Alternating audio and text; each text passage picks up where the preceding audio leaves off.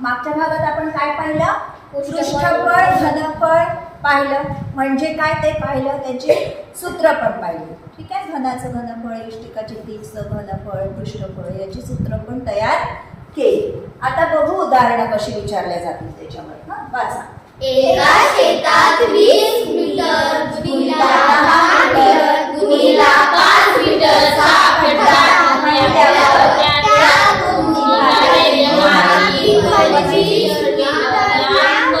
20 metre रुंद मैदानात एकसारखी पसरली तर किती झाडाचा मातीचा थर तयार होईल? ठीक आहे, काय सांगितलंय? खड्डा 20 मीटर गुणिला 10 मीटर गुणिला 5 मीटर. ठीक आहे, म्हणजे त्याच्यातून माती निघालेल्या मातीचं सुद्धा घनफळ किती असणार? 20 गुणिला 10 गुणिला 5. ठीक आहे, जेवढं खड्ड्याचं घनफळ तेवढंच त्याच्यातून काढलेल्या मातीचं घनफळ. किती आलं? काय होईल मातीचं घनफळ आधीचं?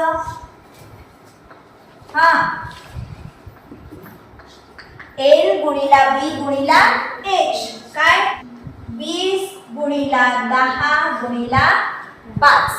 ही खड्ड्यातून निघालेली माती दुसरीकडे किती मीटर ह्याच्यावर ठेवली? लांबी किती आहे? दुसरीकडे समजा ठेवली ती, त्याची लांबी किती? 25 मीटर, रुंदी 20 मीटर, तर त्याची उंची किती हे विचारलेलं आहे.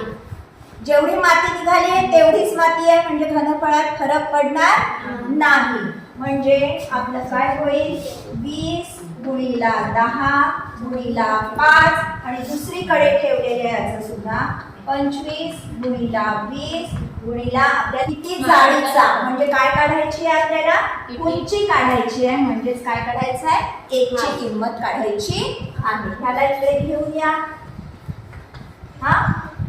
आणि 20 गुणिला 10 गुणिला 5 ला 25/20 नी भाग.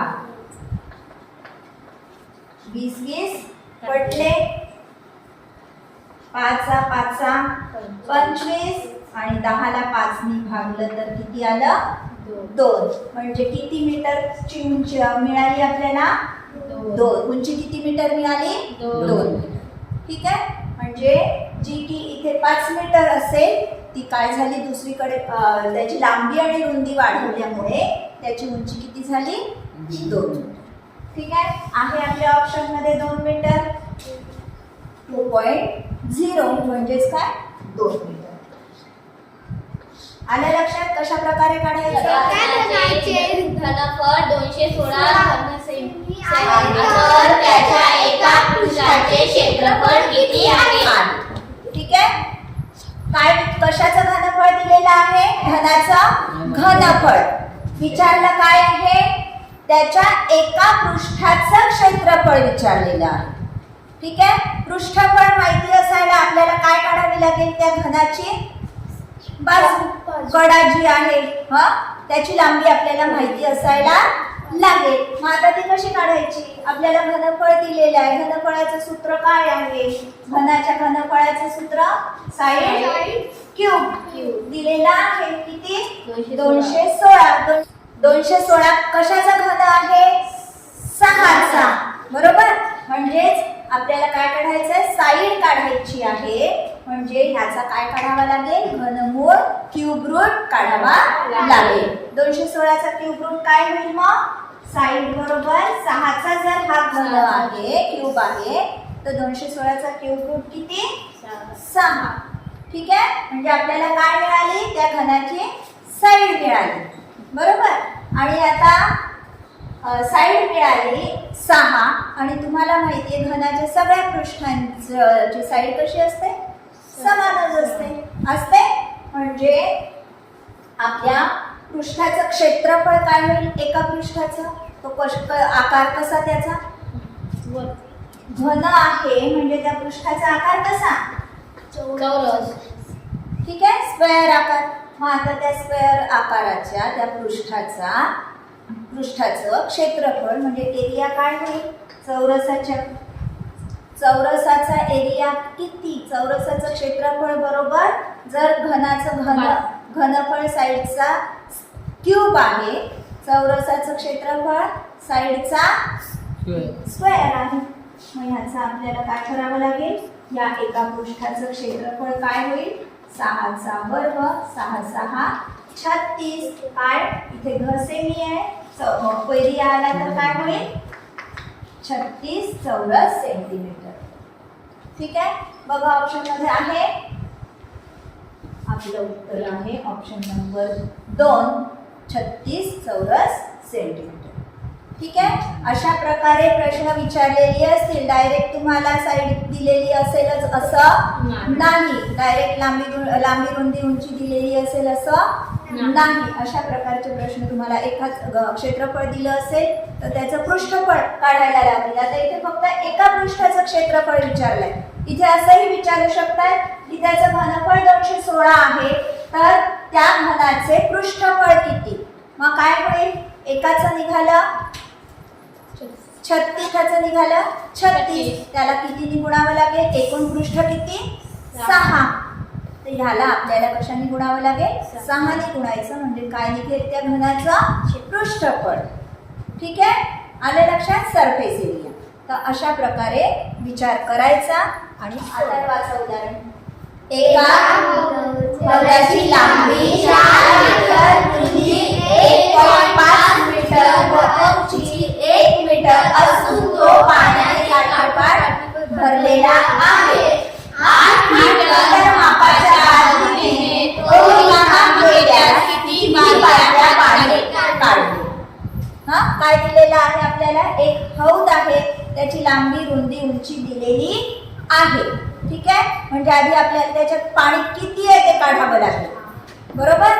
आणि ते पाणी किती आहे काढण्यासाठी काय काढावं लागेल, आपल्याला हौदाचं घनफळ काढावं लागेल, व्हॉल्यूम ऑफ त्या टाक्याचं व्हॉल्यूम काढावं लागेल, बरोबर.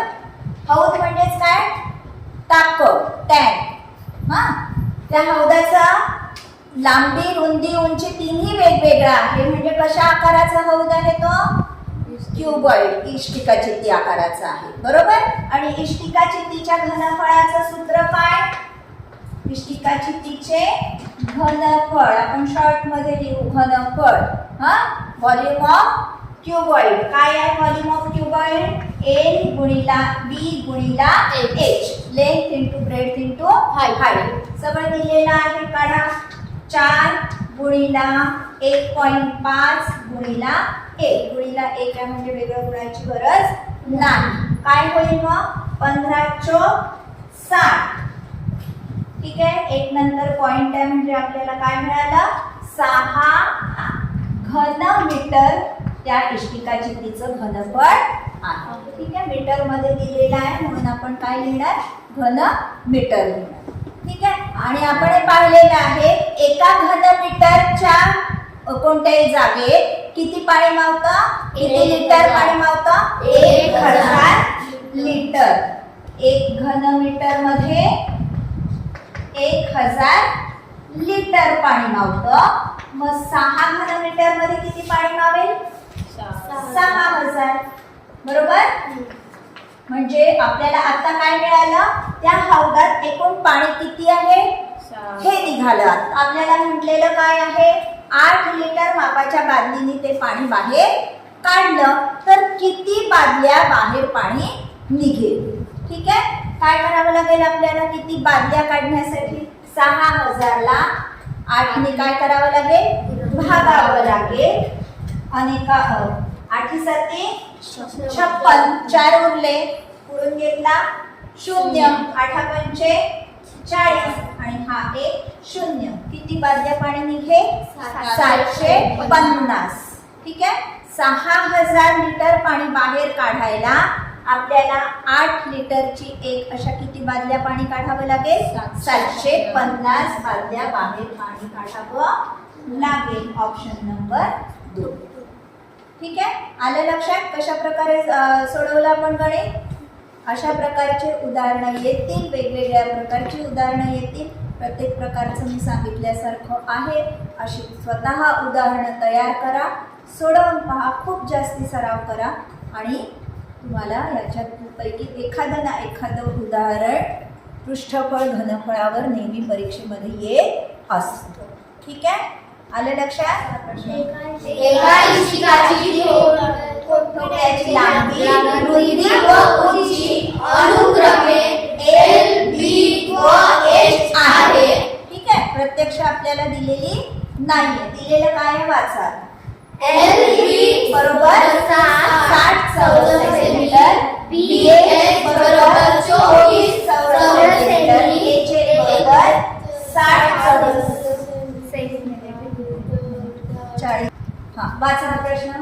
एका इष्टिकाची ती ठोकळ्याची लांबी, रुंदी व उंची अनुक्रमे LB व H आहे.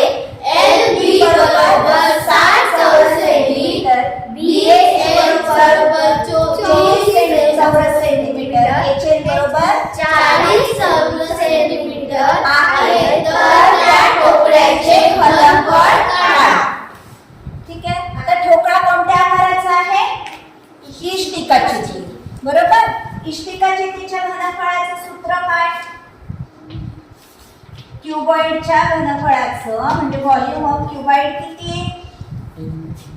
हा L into A हा L into B into H.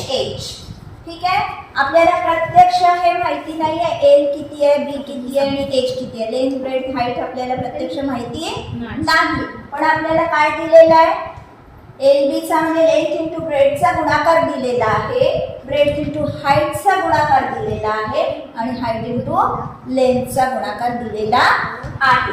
म्हणजे आपण L गुणिला B गुणिला B गुणिला H गुणिला H गुणिला H. ठीक आहे. किती? LB किती? 60 गुणिला BH 24 गुणिला 40. ठीक आहे. आता थोडस निरीक्षण करायचं आणि आपल्याला काढायचं आहे. L कितीदा आहे? 2दा आहे. L चा वर्ग. ठीक आहे. गुणिला B 2दा आहे म्हणजे B चा वर्ग गुणिला H 2दा आहे म्हणजे H चा वर्ग. आता ह्या संख्यांचं असं निरीक्षण करा की इथून सुद्धा आपले 2 अवयव समान दिसतील. 60 म्हणजे आपण 10 गुणिला 6 बरोबर. 10 गुणिला 6. आता इथेही 6 येतो 24 मध्ये. काय करू आपण? 6 गुणिला 4. ठीक आहे. 40 म्हणजे 4 गुणिला 10. ठीक आहे. आता ह्याला समजा आपण L गुणिला B गुणिला H चा वर्ग म्हणतो आणि इथेही बघा परत 10 2दा आला आहे. आलाय 10 2दा. 6 2दा आला आहे. 4 2दा आला आहे. म्हणजे त्या सगळ्याचा वर्ग. आणि आपल्याला याचा गुणाकार किती होईल मग? पूर्ण याचा गुणाकार आणि मग आता ह्याचा वर्ग दोन्हीचा आपण जर कट केला तर आपलं काय होईल? L into B into H बरोबर 10 सख 60 गुणिला 4 240. इथला पण वर्ग निघून जाईल. ठीक आहे. आणि आपल्याला माहिती आहे L गुणिला B गुणिला H म्हणजेच काय? इष्टिकाची तिचं घनफळ. म्हणजे आपलं उत्तर आलं 240 स्क्वेअर सेंटीमीटर किंवा चौरस सेंटीमीटर. आहे ऑप्शन मध्ये. किती ऑप्शन आहे? दुसरं. आलं लक्षात? कसं केलं? आपल्याला प्रत्यक्ष लांबी रुंदी उंची दिलेली नव्हती पण 2ची आपल्याला 2चा आपण आपल्याला गुणाकार दिलेला होता. त्याला आपण अशा पद्धतीने लिहिलं आणि त्याच्यातून आपण एक LBH बाहेर काढला. किती आला तो? 10 गुणिला 6 गुणिला 4 आणि आपलं उत्तर आलं 200. व्हिडिओ आवडल्यास नक्की लाईक, शेअर आणि कमेंट करा. आणि हो, सबस्क्राईब केलं नसेल तर अवश्य सबस्क्राईब करा म्हणजे मी नवीन अपलोड केलेल्या व्हिडिओजचे तुम्हाला नोटिफिकेशन्स मिळतील. धन्यवाद.